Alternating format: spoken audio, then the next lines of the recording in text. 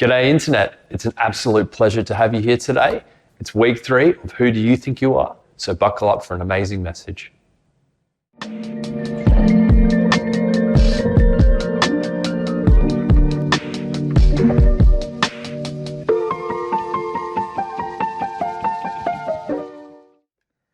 Well, hey there, Elevate friends and family. Great to have you with us today. Now, I'm willing to bet that many of you, when you were growing up, were asked the question, what do you want to be when you grow up?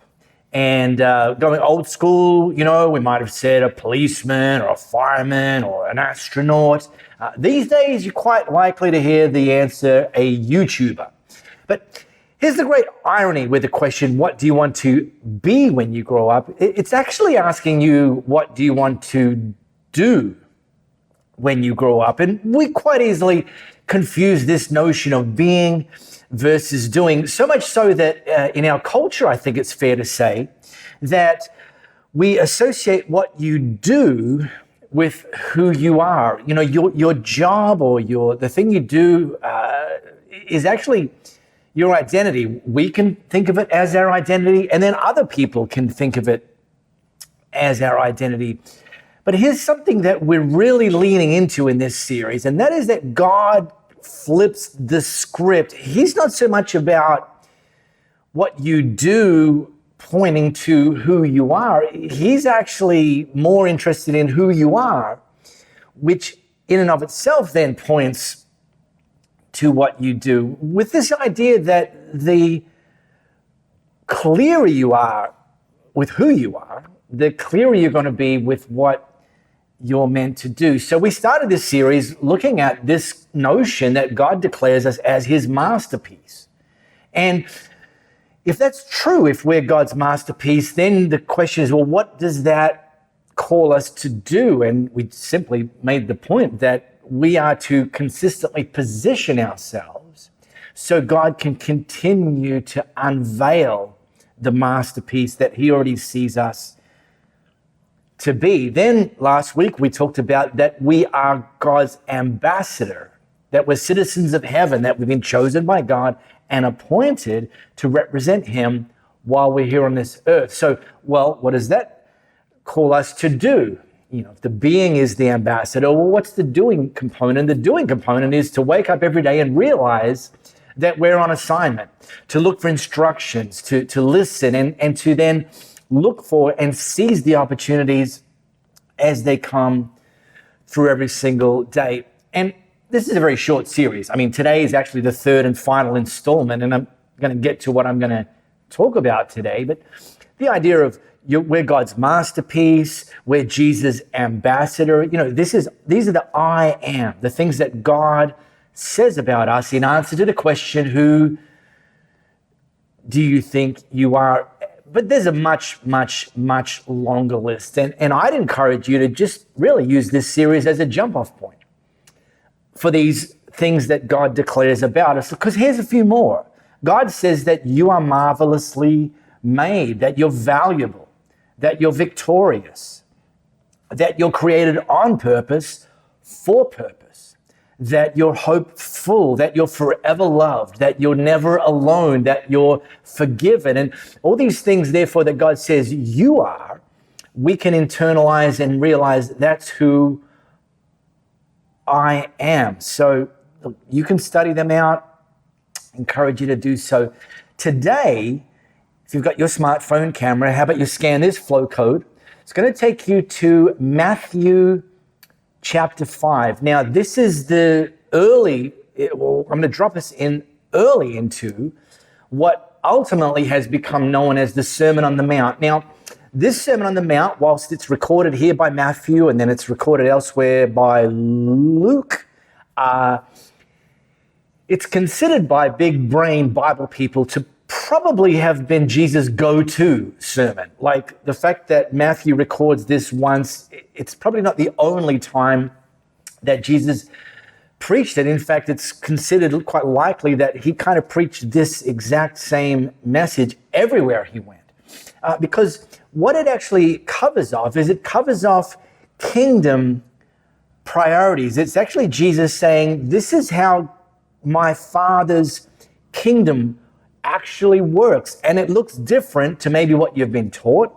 It looks different in many cases to the culture we're currently living in. And if you want to live as citizens of heaven while you're here on earth, you need to actually understand how God's kingdom works, make those things our priority, and then align our lives in actually living out God's priorities. So Jesus is into it, preaching this message, and he declares to his listeners, you are the salt of the earth. So you get asked the question, who do you think you are? Well, one answer is, I am the salt of the earth. But why salt? What's so special about salt? Well, first of all, particularly in that culture, salt was incredibly valuable. In fact, it was actually a currency. People were being paid in salt. It's actually where we get our word salary today, from this notion that salt was incredibly valuable. It was also incredibly useful. I mean, in those days before refrigeration, it was used to preserve foods. And overarching is salt enhances everything it comes in contact with. And there's a clue that we as Jesus followers are called to enhance everything and everyone we come into contact with. Now, full disclosure, I like salt. It's been demonized. You can do the research for yourself. I'm not so sure it's such a baddie.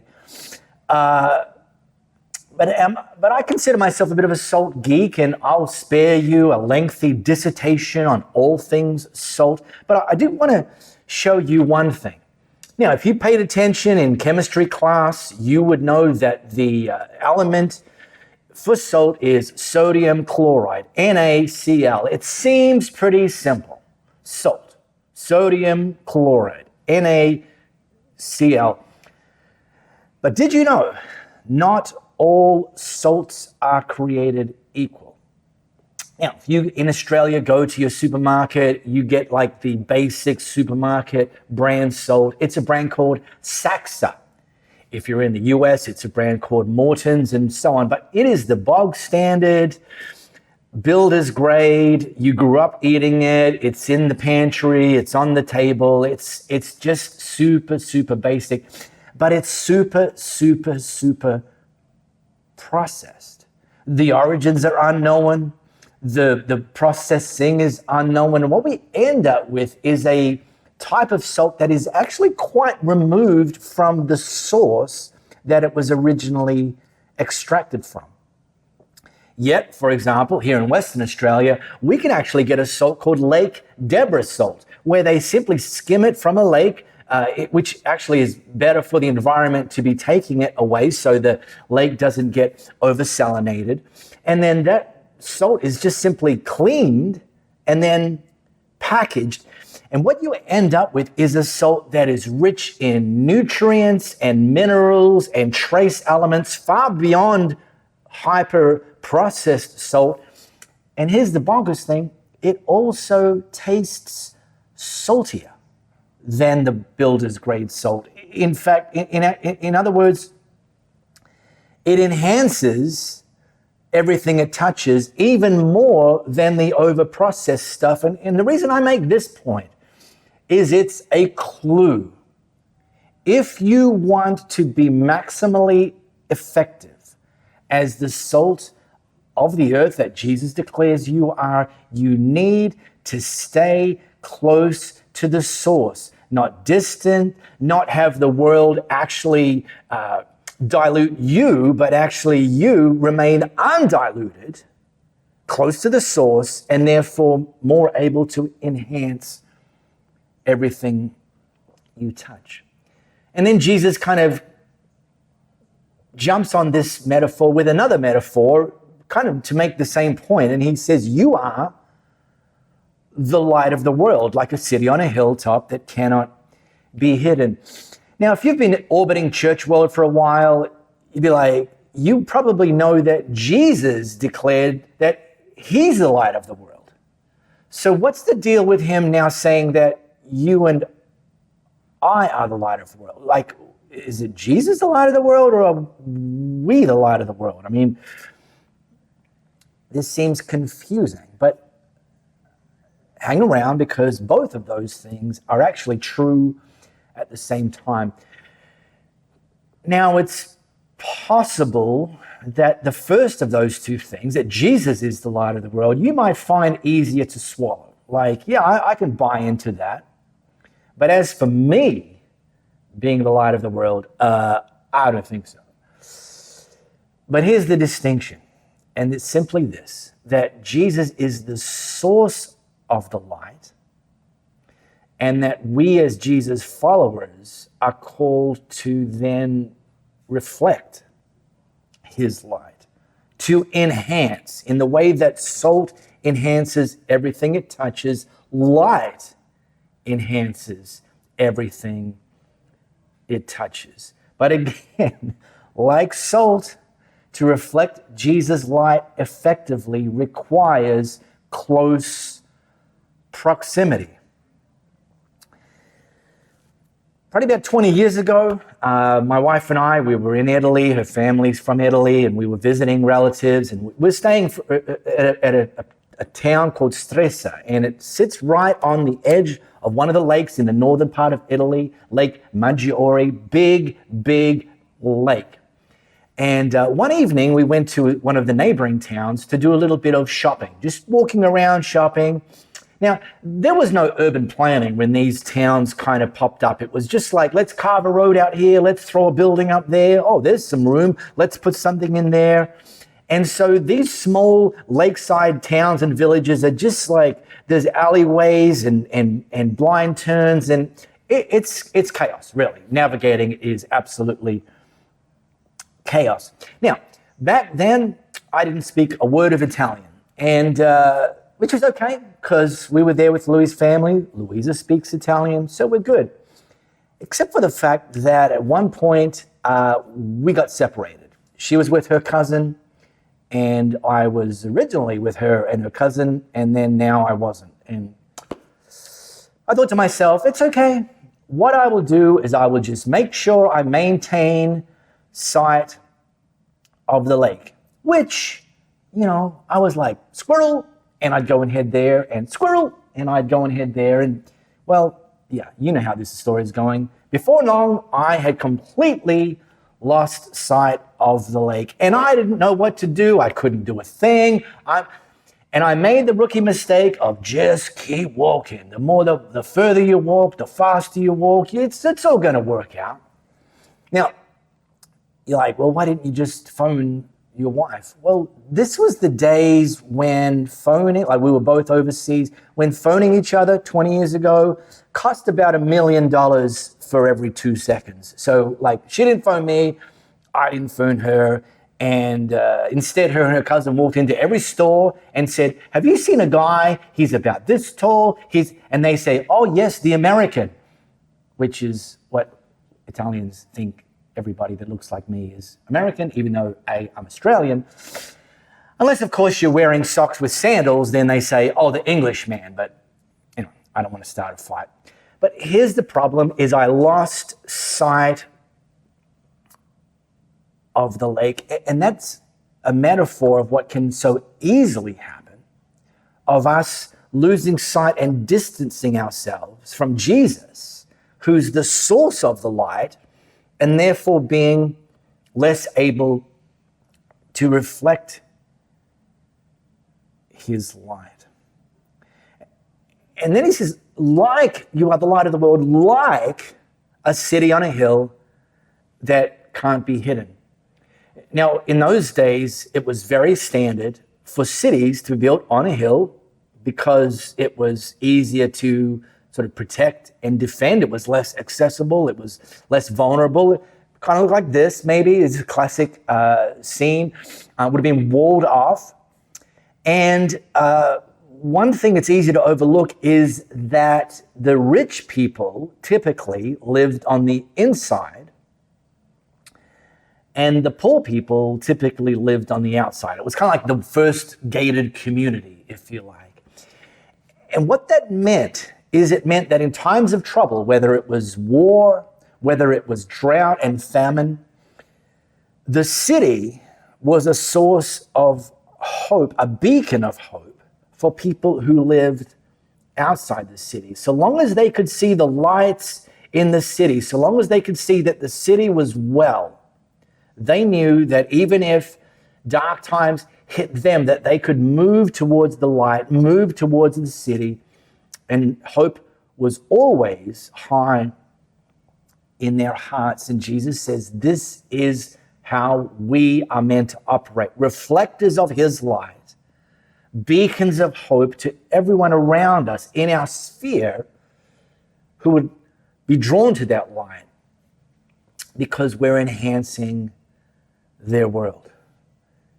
And says, then Jesus went on to simply say, in the same way, let your good deeds shine out for all to see so that everyone will praise your heavenly Father. This idea that who you are, salt and light, informs what you do. Good deeds.